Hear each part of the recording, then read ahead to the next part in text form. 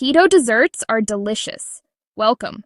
You need to hear about the dessert queen Leah, who solved her dessert issue and lost weight at the same time. The dessert that changed everything.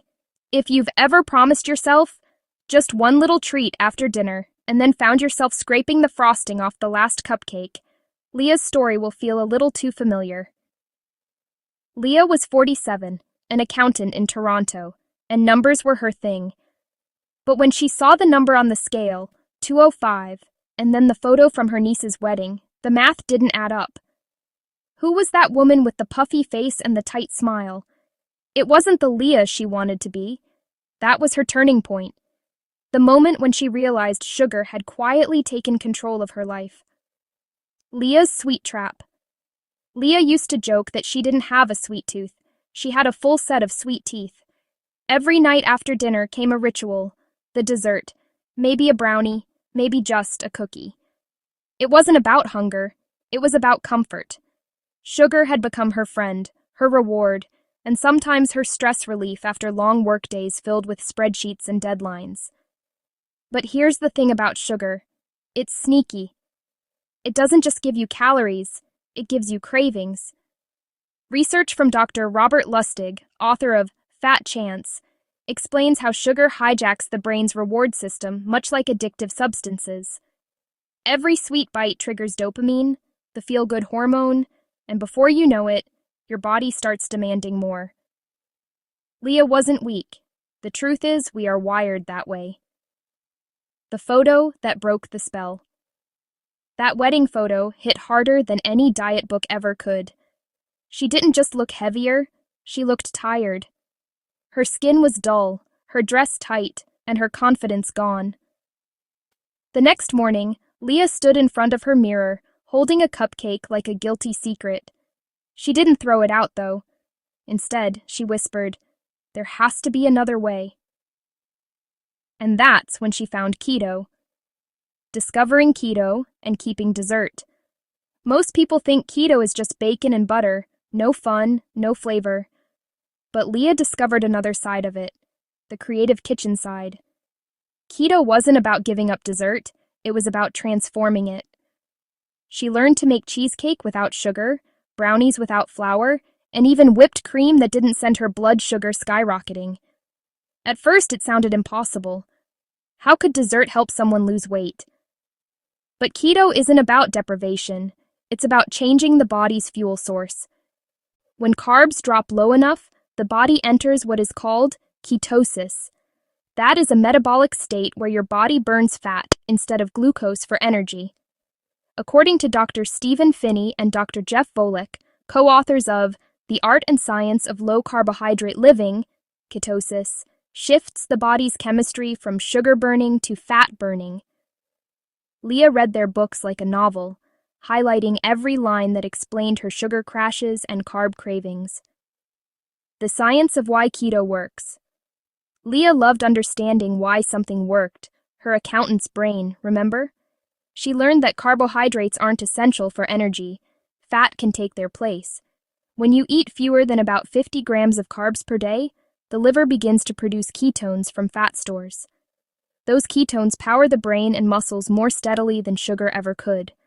The result? You lose weight. That meant no more mid-afternoon energy crashes. No more, "I need chocolate to stay awake," moments. She figured out how to make her body a fat-burning machine, and she finally felt in control again. The baking experiments, and the laughable failures. Of course, Leah's first attempts at keto desserts were not Instagram-worthy. The almond flour brownies turned out so dry, they could have been used as construction material. Her first batch of stevia-sweetened muffins, let's just say her dog politely declined a second bite. She laughed about it later, calling herself the Mad Keto Baker of Toronto. But she kept experimenting, mixing almond flour, coconut flour, erythritol, and melted butter like a scientist in a sweet-smelling lab. Eventually, she nailed it, a perfectly moist keto chocolate cake that even her sugar-loving co-workers devoured. When people asked her what diet she was on, she smiled and said, "The kind where you still get dessert." The surprising side effects of Fat Leah was raised in the era of low-fat everything. Marg instead of butter, skim milk, dry chicken breasts. But keto flipped that script. The fats she used to bake and cook with, coconut oil, avocado oil, and grass-fed butter, didn't make her gain weight. Plus, they made her full. Dr. Eric Westman, a well-known keto researcher and co-author of New Atkins for a New You, explains that dietary fat, when combined with low carbohydrates, naturally suppresses appetite by stabilizing insulin levels. Leah finally understood why she wasn't constantly hungry anymore. She didn't need willpower, she needed balance. Her coffee became her new ritual, a spoonful of butter and a dash of MCT oil blended into a creamy, frothy, fat latte. She called it her anti-cupcake treat. Losing 52 pounds and losing her sugar addiction. Leah didn't lose all her weight overnight. It took 10 months, 300 days of steady change with great desserts. Her cravings faded one by one, like fog lifting. The first 10 pounds came off when she stopped snacking after dinner. The next 20 disappeared when she started baking her keto desserts instead of buying packaged ones. And the final stretch, those stubborn last 20 pounds, melted away when she cut out artificial sweeteners for good and focused on real whole foods. Her energy soared, her skin glowed. She started walking every morning, not to burn calories, but because she finally wanted to move. That's what keto does. It gives you energy from within. What Leah learned about herself. Keto wasn't just a diet, it was a mirror. It taught Leah discipline, self-respect, and creativity in the kitchen. She learned that she didn't have to give up sweetness to live a sweet life. Her favorite quote came from Gary Taubes, author of Why We Get Fat. He wrote, "It's not gluttony or sloth that makes us fat, it's biology." Leah realized she wasn't broken or lazy. She'd just been following the wrong advice for years. The laughing moment, number 1. The Great Brownie Incident. One evening, Leah brought her keto brownies to a family dinner. Her brother took a big bite, smiled politely, and whispered, "Is this supposed to taste like that?" Leah burst out laughing. The texture was closer to rubber than fudge, but she kept that failed batch in her fridge for a week as a reminder, progress over perfection. The laughing moment, number 2, the sugar detox meltdown. During her first week of sugar withdrawal, Leah swore her office printer was making her crave donuts. Every beep, every paper jam felt like a pastry calling her name. "It's a conspiracy," she muttered to her coworker, and it kind of was. The modern world runs on sugar. Coffee shops, break rooms, even the gas station. Temptation was everywhere. But by week 3, her homemade desserts were a raving success, and her cravings were gone. Her keto rules, that actually worked. Leah didn't follow dozens of complicated rules. She built a few that she lived by. 1. No sugar, no excuses. She learned to read labels like a detective. If it ended in O's, it was a no. 2. Fat is fuel. Butter, cream, olive oil, and avocados became daily staples. 3. Protein is power. Moderate portions of chicken, fish, and eggs kept her muscles strong. 4. Dessert is allowed if it's keto. Her almond flour cheesecake saved her from binging more than once. 5. Water is magic. Every craving disappeared faster when she stayed hydrated. She didn't count calories, just carbs.